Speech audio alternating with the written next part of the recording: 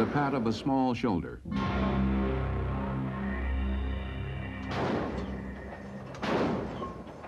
A confident wave. Saddam Hussein stared down a world as it tightened its military and economic stranglehold, and he refused to blink. Whether granting interviews dressed in pricey Parisian suits or parading before his troops in military uniforms he designed himself, Saddam's public image is proud, fearless. To many in the Arab world, a symbol of dignity and strength. To other worlds, another strongman, ruthless and brutal. I would like to tell my wife and family that I am alive and well. I think our leaders and our people have wrongly attacked the peaceful people of Iraq. Captured Allied flyers showing signs of torture are made to perform for the cameras in violation of Geneva Convention mandates. Boy, that one has hit me right square in the heart, I'll tell you. It's just outrageous what he's done.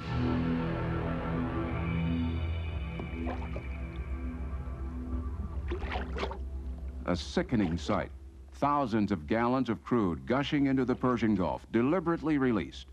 No military advantage to him whatsoever in this. It's not going to help him at all. Absolutely not.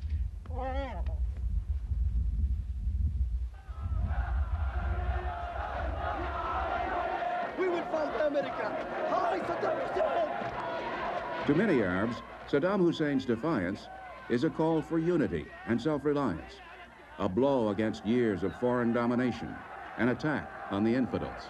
What he has is the appeal to rage.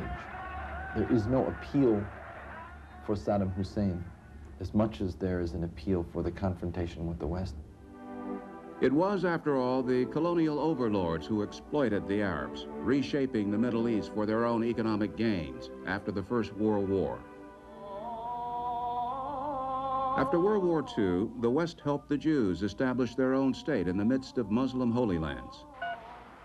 Today, the West supports the rich oil emirs, often seen by the millions of poor and working-class Arabs as decadent and spoiled.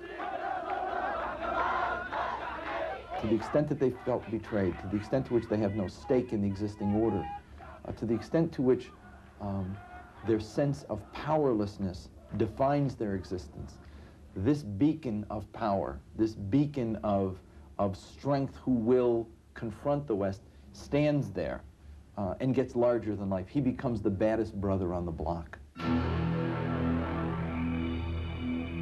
He says it is his destiny to become the heir to the legend of Nebuchadnezzar, the godlike king of ancient Babylon in the land that would become Iraq, to become the leader of a new Arab nation spanning the Middle East.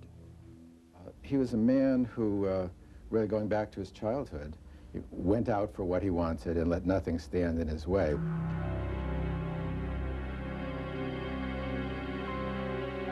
Pieces of the puzzle that is Saddam Hussein were crafted in a childhood filled with coups and conspiracies, poverty and hatred.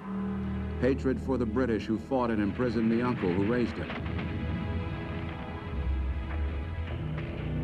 Hatred that grew in his student days when he joined the Ba'ath Party, an underground anti-Western group campaigning for Arab unity.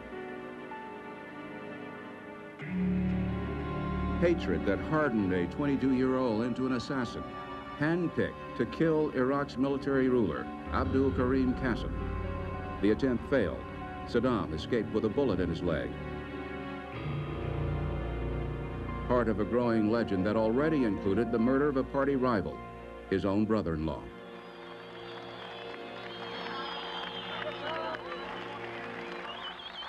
Cairo, where he studied law at a time when Egypt's charismatic leader Gamal Abdel Nasser was electrifying crowds with his message of Arab unity and freedom, a legacy Saddam Hussein would later claim as his own. The storied city of Baghdad, capital of Iraq, has been the scene once more of bloody revolt that has seated a new government. Back in Baghdad, his rise through political ranks was quick and ruthless. A 1968 coup pushed the Ba'ath Party into power, with Saddam the deputy chairman, ruling behind the scenes and serving as organizer of the secret police, titans of torture. He was the architect of Iraq's plans for nuclear and chemical weapons. He was creating a power base for that moment in 1979 when he would take the title of president and take lives to remain president. When the ethnic Kurdish tribe in northern Iraq challenged Baghdad for independence, Kurds were silenced with chemical gas. 5,000 men, women, and children died. Entire villages were smashed to the ground. Criticism of Saddam's police state, no matter how slight, is silenced with torture and death. Amnesty International reports 10 to 20 hangings each month, including many Iraqi Jews. Even those close to him are shown no mercy. This is Iraqi video of Saddam shortly after becoming president, telling party members of a conspiracy against him. One high official gave a fabricated confession naming several co-conspirators, while Saddam coolly puffed on a cigar. Saddam then read his own list, which included the name of a lifelong friend. Each person named was escorted from the room and later shot. Those left behind broke into nervous applause. Saddam Hussein really rules by fear, and his advisors are basically sycophants who are afraid, for very good reason, to counter Saddam Hussein. Political loyalty is sealed with blood by forcing party members to become partners in punishment by death. On the occasion when the Communist Party was outlawed in Iraq, he not only had 500 members rounded up and sentenced to death, but he had his own ministers perform the executions of them. The eyes of Saddam are everywhere, reinforced by 100,000 East German trained secret police. But terror and torture are only part of this man. We have seen a negative portrait of Saddam Hussein. We have not seen, as an example, what Saddam Hussein has done for the population of Iraq. Modern Iraq, superhighways, universities, and hospitals, free medical care, compulsory education. Nearly everyone in Iraq is literate. Though Iraq is deeply Muslim, Saddam allows women to wear Western dress, to get equal pay for equal work, and to have paid maternity leave. There is some religious freedom. He has been able to distribute much of the wealth of Iraq coming out of the revenue of oil, all the way down to the lowest masses. Per capita income distribution in Iraq is one of the best ones in the Middle East. And he has given the Iraqi people a sense of focused national aspiration. And the people respond passionately.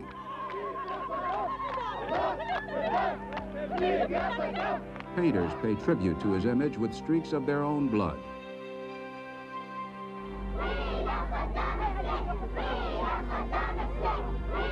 Children sing of his exploits. Saddam, we will give our blood for you, is one line from an Iraqi children's song. He likes children. At least that's a very important part of his media personality. And when he takes a child in his hands and holds it and caresses it, you can see vividly that this child trusts him, is under his authority 100%, and as a result, he will be safe. He will be safe, and that's the message, you know? So you have this kind of the ruthless and the compassionate. These contradictions create a distorted picture, an unpredictable leader who goes to war against 28 nations, yet inspires adulation on the streets of the Arab world. A puzzle for sure. Is he a savior for his people and the Arab world, or is he another of history's madmen?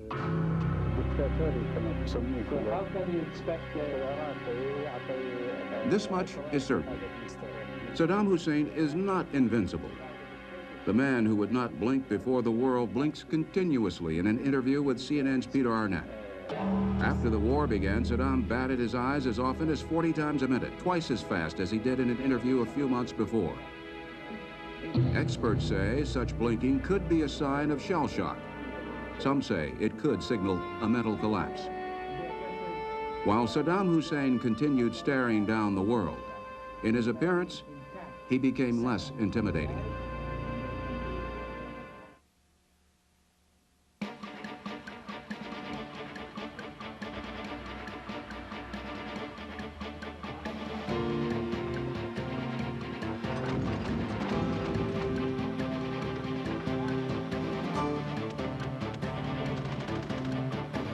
Today, I am more determined than ever in my life.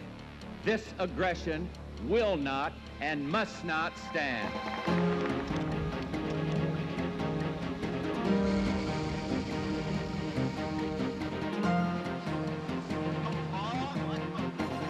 We're dealing with Hitler revisited, a totalitarianism and a brutality that is naked and unprecedented in modern times.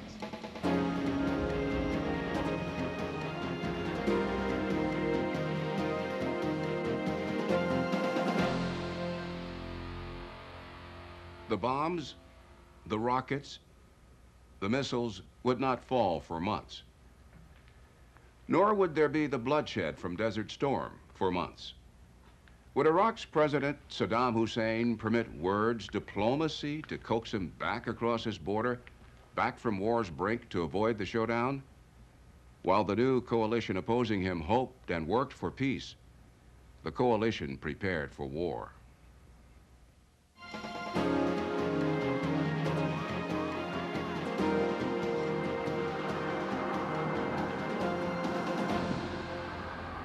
I'm disturbed because my life will be changed.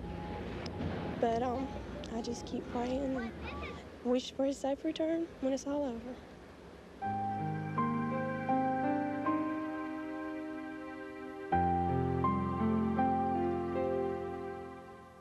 For the sailors, airmen, Marines, soldiers, and their families, the hell of war comes long before any shots are fired. I just think the Navy shouldn't let daddies go away this long, but still, they have to keep the world safe. You're a great Navy family. God bless you all, and farewell.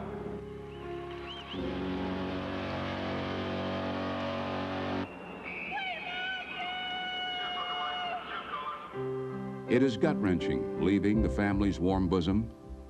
Loving security one day, danger the next. Paratroopers from Fort Bragg, North Carolina, were the first to say fast goodbyes. In darkness, they hurried to answer the president's call on the night of August 7th. Within 24 hours, the harsh Saudi desert was their new home.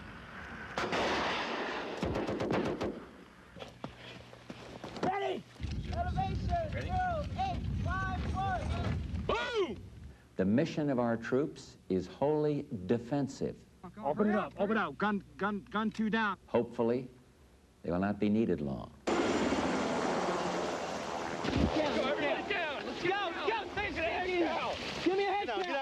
But the training at America's military bases intensified as thousands more men and women got in shape to ship out.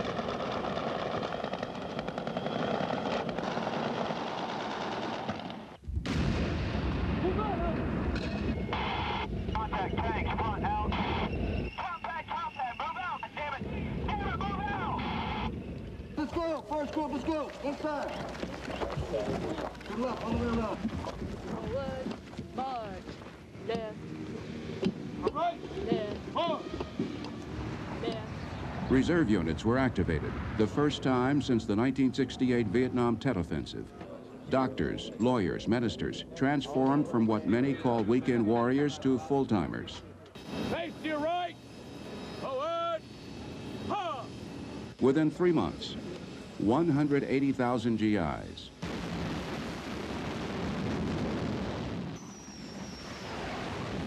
Hundreds of aircraft.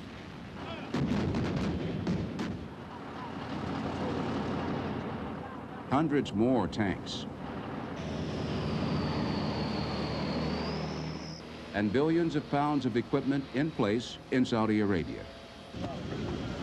It was the fastest deployment in United States history and the largest since Vietnam. Anything you all want to know?